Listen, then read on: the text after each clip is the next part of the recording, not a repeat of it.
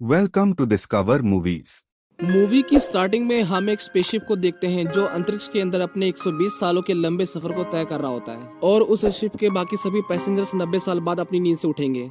उस स्पेसशिप का मिशन था कि वो इंसानों को अर्थ जैसे एक दूसरे ग्रह पर पहुंचाए, जिसमें अभी भी उसे 90 सालों का लंबा सफर तय करना था। इतने लंबे सफर के दौरान इंसानों की एज न बढ़े, इसलिए उन्हें एक स्पेशल मशीन के अंदर रखा गया था जो उनकी बॉडी को 120 सालों तक प्रिजर्व करके रखने वाली थी और उनकी नींदें तभी खुलती जब वो उस ग्रह पर पहुंच जाते। स्पेसशिप अपने 30 सालों के सफर को पूरा कर चुका था, लेकिन तभी हम देखते हैं कि उस स्पेसशिप के सामने बहुत बड़े बड़े पत्थर थे जिन्हें हम एस्ट्रॉयड भी कहते हैं। दोनों के बीच में टक्कर हो जाती है, लेकिन वो स्पेसशिप इतनी ज्यादा एडवांस थी। शिप के अंदर बहुत सारे फेलियर्स भी आते हैं, लेकिन उस शिप के अंदर का सेल्फ रिपेयरिंग सिस्टम खुद को अपने आप ही रिपेयर कर लेता है और कुछ ही देर बाद शिप दोबारा से रीस्टार्ट हो जाता है। इसके बाद हम देखते हैं कि उस स्पेसशिप की टक्कर की वजह से एक पैसेंजर का स्लीपिंग पॉड खराब हो जाता है और वो अपनी 30 सालों की गहरी नींद से उठ जाता है। उस पैसेंजर का नाम जिम था। शुरुआत में तो उसे बहुत चक्कर आ रहे होते हैं, लेकिन उसकी बॉडी धीरे धीरे नॉर्मल होने लगती है।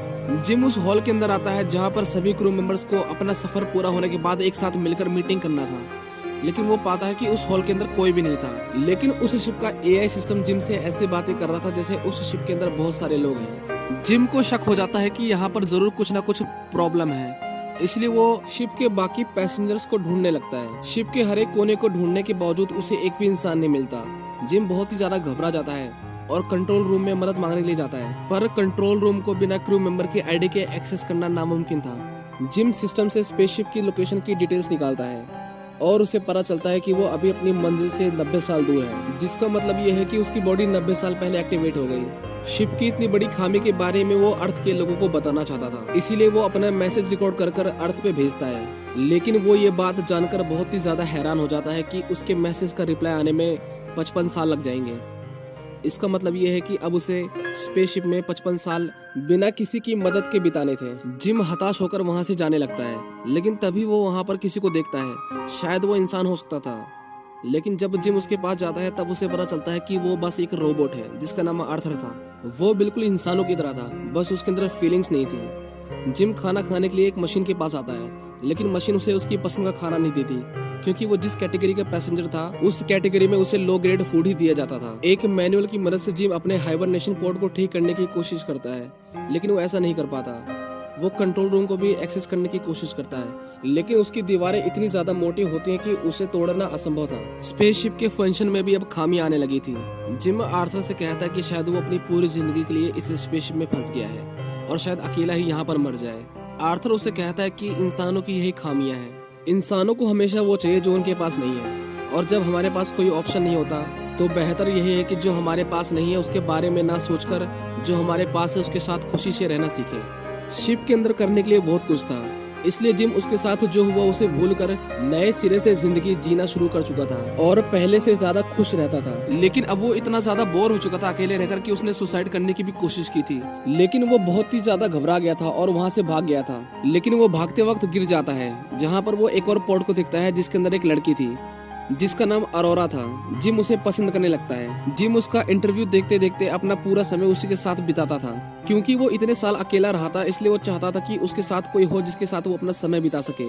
इसीलिए वो अरोरा को भी अपने समय से पहले जगाना चाहता था। जिम को ये पता था कि ऐसा करना गलत है, इसलिए वो कई महीने बिता देता है ये सोचते सोचते कि उसे ऐसा करना चाहिए कि नहीं। लेकिन वो फाइनली डिसाइड करता है कि वो अरोरा को उसकी नींद से जगाएगा।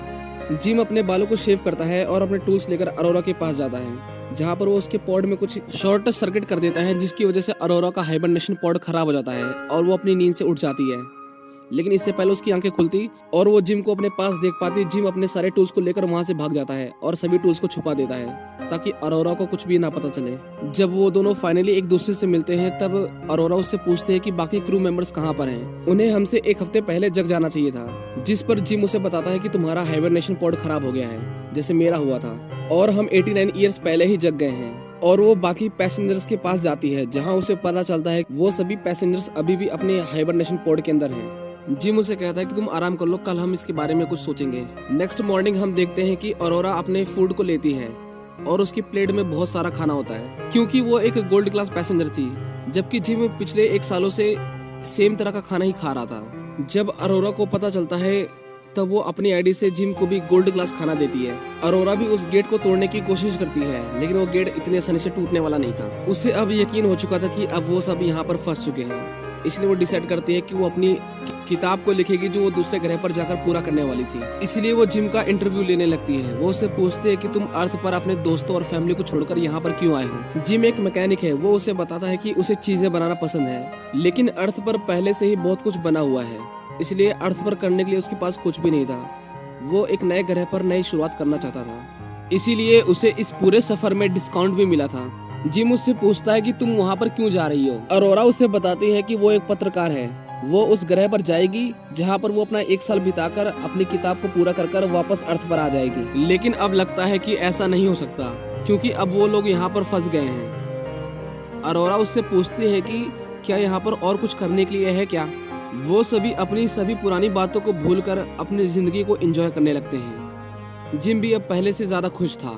वो दोनों स्पेस में ट्रैवल भी करने लगे थे और धीरे धीरे वो दोनों एक दूसरे के दोस्त बनने लगते हैं। जिम अरोरा को एक गुलाब का फूल देता है जो उसने अपने हाथों से स्पेसशिप के अंदर उगाया था। स्पेसशिप एक बहुत ही बड़े तारे के सामने से गुजरता है जो कि दिखने में बहुत सुंदर था और उसके अंदर से बड़ी बड़ी आग की लपटें निकल रही थी। सभी मिलकर अरोरा के बर्थडे को सेलिब्रेट कर रहे होते हैं। जिम दरअसल उसे एक अंगूठी देना चाहता था, पर बातों ही बातों में आर्थर उसे बता देता है कि जिम ने ही उसे हाइबरनेशन पॉड से उठाया है। ये जानकर वो बहुत ही ज्यादा सैड हो जाती है, क्योंकि जिस पर उसने सबसे ज्यादा भरोसा किया था उसी ने उसे धोखा दिया। अरोरा जिम से बात करना बंद कर देती है। वो उस पर इतना ज्यादा गुस्सा होती है कि जब एक रात जिम सो रहा होता है वो उसके पास जाकर उसे बहुत मारती है। वो जिम को जान से मारने वाली थी, लेकिन वो खुद को कंट्रोल कर लेती है। नेक्स्ट मॉर्निंग जिम कन्फेस करता है कि हाँ उसने गलती करी है, पर उसके पास कोई और चारा नहीं था। 1 साल तक अकेला रहने के बाद वो पागल सा हो गया था, पर अरोरा उसकी एक नहीं सुनती और उसी के ऊपर चिल्लाने लगती है। एक रात जब जिम अपने रूम के अंदर होता है तब वो नोटिस करता है कि स्पेसशिप में कुछ खराबी आ रही है, लेकिन कुछ देर बाद वो अपने आप ही ठीक हो जाता है, इसीलिए जिम उसे इग्नोर कर देता है। हम देखते हैं कि जिम स्पेसशिप के अंदर कुछ बना रहा होता है और देखते ही देखते वो वहाँ पर एक पेड़ उगा देता है। अगले दिन जब वो लिफ्ट से नीचे आ रहा होता है तभी लिफ्ट खराब हो जाती है। वो किसी तरह बाहर आता है। अरोरा अपना खाना लेने के लिए मशीन के पास जाती है, लेकिन मशीन उसके ऊपर सारा खाना फेंक देती है। उन दोनों को समझ नहीं आ रहा था कि ये क्या हो रहा है, लेकिन तभी उन्हें किसी की आवाज आती है। जब वो लोग पेड़ के पास जाते हैं तब देखते हैं कि एक क्रू मेंबर जिसका नाम गस था वो जिम के लगाए हुए पेड़ से बिल्कुल भी खुश नहीं था। वो उनसे पूछता है कि बाकी लोग कहाँ पर हैं, लेकिन जिम उसे कहता है कि वो सभी हाइबरनेशन पॉड के अंदर सो रहे हैं। गस कंट्रोल रूम के अंदर जाता है ताकि वो चेक कर सके कि शिप में क्या क्या खराबियां हैं, पर उसे कुछ भी पता नहीं चलता, इसलिए वो डिसाइड करते हैं कि वो सब कुछ मैनुअली चेक करेंगे। जब वो सभी बाहर आते हैं तब उनके ऊपर एक रोबोट गिर जाता है। जिम उन्हें कहता है कि ये 15वां रोबोट है जो खराब हो चुका है। वो हाइबरनेशन पॉड को चेक करता है, जहां उसे पता चलता है कि जिम ने अरोरा की पॉड को खराब किया था। वो उससे पूछता है कि तुमने ऐसा क्यों किया। जिम उसे कहता है कि वो पिछले 1 साल से अकेला था, पर गस उसे कुछ भी नहीं कहता क्योंकि वो जानता था कि 1 साल अकेले रहने का मतलब क्या होता है। अरोरा गस से कहती है कि क्या आपको पता चल गया कि मेरे हाइबरनेशन पॉड को किसने खराब किया था, तो अब आप उसका क्या करेंगे। पर गस उसे समझाता है कि इसमें जिम की कोई गलती नहीं, 1 साल तक अकेले रहना अपने आप में एक बड़ी बात है। पर तभी उसकी तबीयत बिगड़ने लगती है। जब वो अपने रूम के अंदर आता है तब वो देखता है कि उसके मुंह से खून निकल रहा है। एक रात जब सभी सो रहे होते हैं तभी शिप के अंदर से इलेक्ट्रिसिटी चली जाती है, जिसकी वजह से ग्रेविटी बंद हो जाती है और वो सभी हवा में उड़ने लगते हैं। अरोरा जो कि एक स्विमिंग पूल के अंदर होती है, पानी के एक बड़े बबल के अंदर ट्रैप हो जाती है। अरोरा का दम घुटने लगता है, लेकिन इससे पहले उसकी मौत हो जाती। शिप दोबारा से रीस्टार्ट हो जाता है और इलेक्ट्रिसिटी दोबारा आ जाती है। वो सभी पिछले 2 साल में हुए शिप के फेलियर्स को देखते हैं। तब उन्हें पता चलता है कि ये बहुत बड़ी समस्या है। वो सभी पावर सप्लाई रूम के अंदर आते हैं, जहां पर गस बेहोश हो जाता है। जब उसकी बॉडी को स्कैन किया जाता है तब उन्हें पता चलता है कि गस की बॉडी में 612 बीमारियां हैं और उसके टिश्यू धीरे धीरे खत्म हो रहे हैं। इसका मतलब ये था कि गस अब कुछ ही समय के अंदर मरने वाला था। वो ये बात जानकर बहुत ही ज्यादा दुखी हो जाता है और वो उन दोनों से कहता है कि उसे कुछ समय के लिए अकेला रहना है। गस अपनी आईडी को उन दोनों को दे देता है ताकि वो कहीं पर भी जा सके। वो उन्हें कहता है कि वो एक दूसरे का ख्याल रखें और इतना कहकर गस की मौत हो जाती है। वो सभी शिप को ठीक करने जाते हैं, लेकिन अब शिप के अंदर बहुत बड़े बड़े फेलियर्स आ रहे थे। आर्थर खुद को ही नुकसान पहुंचा रहा था। अरोरा उसे बंद कर देती है। फिर वो दोनों मिलकर शिप के सभी पार्ट्स को रिप्लेस करने लगते हैं। वो दोनों पावर सप्लाई रूम के पास आते हैं। वो गेट को ओपन कर देते हैं, पर शिप के अंदर एक होल होता है। दोनों उस होल की तरफ खींचने लगते हैं, लेकिन वो दोनों किसी तरह उस होल को बंद कर देते हैं। वो दोनों देखते हैं कि उस पूरी शिप के अंदर बहुत सारे होल्स हैं। जब वो लोग मेन पावर सप्लाई के पास आते हैं तब देखते हैं कि पावर सोर्स पूरी तरह से अनस्टेबल हो चुका है। वो सभी पार्ट्स को बदलते हैं और जब वो हीट को रिलीज करने के लिए लीवर खींचते हैं तब गेट ओपन नहीं होता। इसका मतलब ये था कि सारी हीट शिप के अंदर ट्रैप हो गई थी और उसे अगर जल्दी रिलीज नहीं किया जाता तब वो शिप के अंदर ही ब्लास्ट हो जाएगा। जिम स्पेसशिप से बाहर आता है और उस टनल की ओर जाता है। स्पेसशिप का टेम्परेचर अब बहुत ही ज्यादा बढ़ चुका था। जिम लीवर को खींचता है और गेट ओपन हो जाता है। जिम लीवर को खींचता है और गेट ओपन हो जाता है, लेकिन जैसे ही वो लीवर को छोड़ता है गेट दोबारा से बंद हो जाता है। जिम समझ जाता है कि अगर उसे गेट को ओपन रखना है तो उसे लीवर को पकड़े रखना होगा, लेकिन इसमें प्रॉब्लम ये थी कि सारी हीट उसकी बॉडी से पास होकर जाती है जिसमें उसकी मौत भी हो सकती थी। जिम अरोरा से कहता है कि वो लीवर को खींच दे, लेकिन अरोरा उसे कहते हैं कि वो ऐसा नहीं कर सकती, पर शिप का टेम्परेचर बहुत ज्यादा बढ़ गया था, इसीलिए अरोरा को लीवर खींचना पड़ता है और उस शिप की सारी हीट जिम की बॉडी से गुजरते हुए बाहर निकल जाती है। लेकिन इसी बीच जिम का पैर स्लिप कर जाता है और वो इतनी जोर से बाहर आ जाता है कि उसके सूट पर लगी सेफ्टी केबल टूट जाती है और वो थ्रस्टर्स की ओर गिरने लगता है, जिसके अंदर गिरकर उसकी मौत हो सकती थी। वो किसी तरह अपने हाथ में रखे हुए डोर को उसकी तरफ फेंकता है और उससे दूर हो जाता है। शिप दोबारा से ठीक हो गया था, लेकिन जिम अभी भी स्पेस के अंदर था।